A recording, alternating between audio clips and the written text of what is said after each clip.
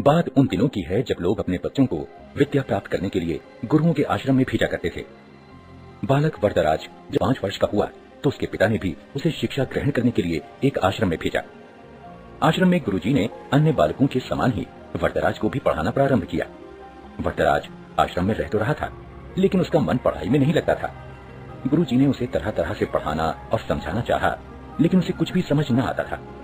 गुरुजी जो कुछ पढ़ाते उसे वह याद ही नहीं रख पाता था। उसकी ऐसी स्थिति देखकर आश्रमवासी बच्चे उसे मंद बुद्धि कहकर चिढ़ाने लगे। इसी प्रकार 5 वर्ष बीत गए। धीरे धीरे उसके सहपाठी उससे आगे बढ़ते गए, पर वरदराज वहीं का वहीं, वह कुछ भी विशेष न सीख सका था। उसके साथ जो पढ़ने आए थे वे तो आगे बढ़ ही गए, जो बाद में आए वे भी उसे पीछे छोड़ आगे निकल गए। एक दिन गुरुजी भी हार मान गए। निराश होकर उन्होंने वरदराज से कहा, बेटा वरदराज, मैं समझता हूँ कि पढ़ना लिखना तुम्हारे वश की बात नहीं है। जितना प्रयत्न मुझे करना था उतना मैंने किया, पर मुझे लगता है कि विद्या धन तुम्हारे भाग्य में नहीं है।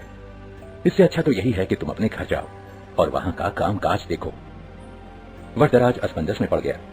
गुरुजी के मना करने के कारण उसे अपना भविष्य अंधकारमय लगने लगा। उसे यह चिंता भी सताने लगी कि घर लौटने पर उसके पिता क्या सोचेंगे। गांव के लोग भी उसे मूर्ख महामूर्ख कहकर दुत्कारेंगे। वरदराज करता भी तो क्या, उसने अपना सामान समेटा, गुरुजी के चरण छुए और वह भारी मन से विदा हुआ। वह उदास होकर अनमने भाव से चला जा रहा था। घर वापस जाने का उसका जरा भी मन नहीं था, पर कोई और ठिकाना भी तो नहीं था। कहाँ जाए क्या, उसकी समझ में कुछ भी नहीं आ रहा था। वह सवेरे चला था और अब दोपहर हो आई थी। रास्ते में खाने के लिए गुरुजी ने उसे थोड़ा सत्तू दिया था। उसे भूख प्यास भी लगाई थी। चलते चलते उसे एक कुआं दिखाई दिया। वह पानी पीने के लिए कुएं पर पहुंचा। वहां उसने देखा कि पानी खींचने की रस्सी की रगड़ से कुएं की जगह पर निशान पड़ गए हैं और मिट्टी के घड़ों को रखने से जमीन पर गड्ढे पड़ गए हैं।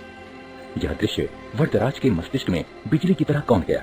उसने विचार किया कि जब रस्सी की बार बार रगड़ खाने से कठोर पत्थर पर निशान पड़ सकते हैं, तो क्या लगातार परिश्रम करने से मैं विद्वान नहीं बन सकता?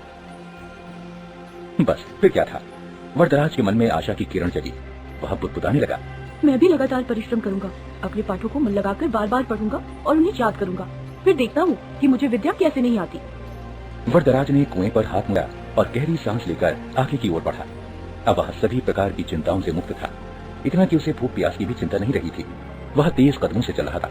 अब वह दूसरी ही तरह का वरदराज था। वह घर की ओर नहीं बल्कि आश्रम की ओर लौट चला था। सूर्यास्त होने को था। गुरुजी आश्रम की वाड़ा में टहल रहे थे। तभी उन्होंने वरदराज को आते हुए देखा। उन्हें लगा कि शायद आश्रम में कुछ छूट गया हो, जिसे लेने वह लौटा है। वरदराज ने गुरुजी के पास पहुंचकर उनके चरण स्पर्श किए।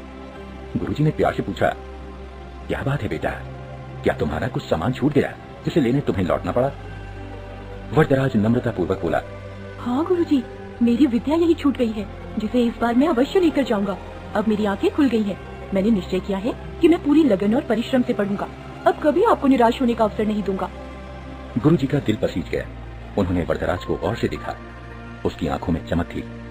गुरुजी ने इतना भर ही कहा, तुम जो कुछ कह रहे हो, यदि उसे कर दिखाओगे तो मुझे बड़ी प्रसन्नता होगी।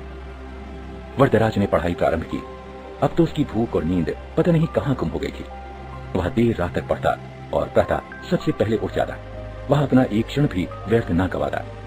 उसने दिन रात एक कर दिए। इसका प्रभाव यह हुआ कि जो पाठ याद करना उसे पहाड़ पर चढ़ने के समान कठिन लगता था, अब वही सरल लगने लगा था।